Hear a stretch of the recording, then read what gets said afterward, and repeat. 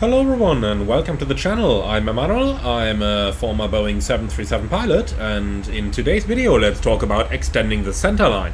Why do we do it? When do we do it? How do we do it? And what is important to note? Well, let's first of all answer the how do we do it, because it is the most pressing of all questions. Extending the centerline is quite easy, however there are a few things to take note of. We are currently on a radar vector from air traffic control for an ILS approach on runway 19 at Cape Town Airport. Now, ATC is vectoring us onto a very long final because there is a lot of traffic flying around, and unfortunately in Maxar Flight Simulator the localizer signal only extends up to 25 miles. Now that matches with the maximum protection area for the localizer in real life, published by ICAO. However, often localizers are receivable a lot further out. In any case, before you would use a localizer so far out from the airport, you need to verify that its position is correct.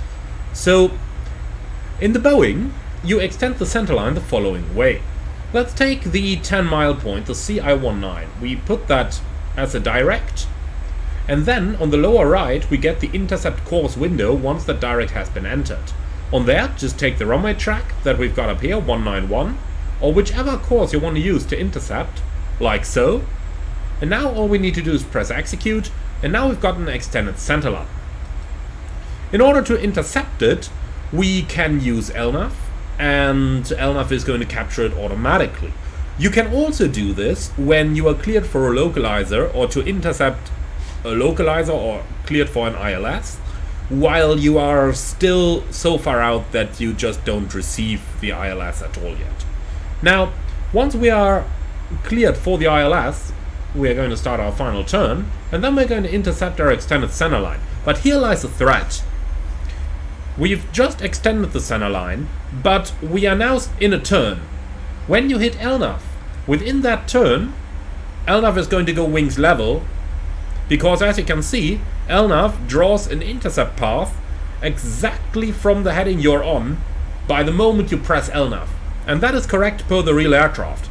So if you are intercepting an extended centerline and you plan to use LNAV for it, but you're still in a turn as you have received a vector, then you need to wait until your wings level before you're going to press the LNAV button and engage LNAV mode. Let's have a look at how you can do that realistically. So we're coming up on the target heading. We are now rolling wings level. And now we press LNAV. LNAV captures.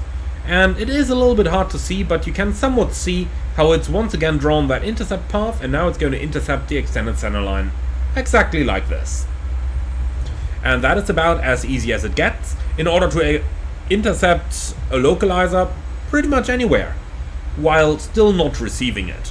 Just be careful that you don't just blindly hit the approach button, because otherwise you can possibly arm IAN approach mode, and that could engage final approach track, faking your localizer indication, but it would not actually be flying it. But that's a topic for a different video, which I'm going to link in the video description below.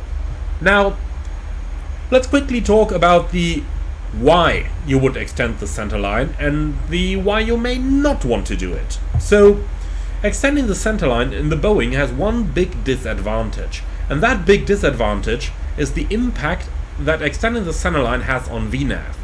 When you extend the centerline, VNAV profile is basically going to be based from your present position direct to the next waypoint. It is not going to take into account the additional track miles you get from flying straight ahead and then intercepting the final approach course. So the VNAV profile gets inaccurate when you use an extended centerline. For that reason, in my former operator flying the Boeing 737, we try to refrain from extending the centerline as much as possible unless we had to use the feature because ATC wanted us to intercept a localizer that we were not receiving yet. So having that in mind, always remember the basics of how you can extend the centerline. So insert the direct, insert the inbound course, and then you can execute that. And always remember how you or why you might want to do it or not. In case you are cleared on an ILS where you are already receiving the localizer, it was standard procedure in my former airline just to put it direct to the final approach fix rather than extending the centerline. In either case though, do keep in mind that you need to decide on one of the two options. You can either extend the centerline in order to clean up your flight plan, or you can just do it direct to the final approach fix. Either is going to work. However, be sure that you decide on one of them, because you want to make sure that your flight plan is tidied up and any unnecessary waypoints are removed from the flight plan. That is, in order for your missed approach track to be available in case of a go-around. So, have a look at that waypoint on the top right of the navigation display there, and on your final approach that should eventually become the runway waypoint or the missed approach point, either of the two. If not, you need to act and go into the legs page and insert a direct over there in order to get that information.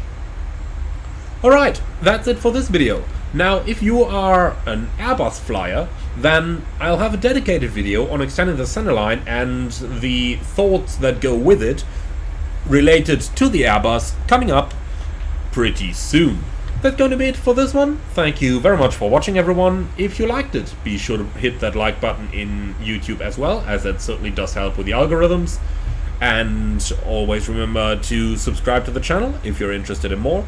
And if you really like what I'm doing, I would appreciate a small donation through the Buy Me Coffee link in the video description below. Thank you very much for watching, and then I see you all again on the next one.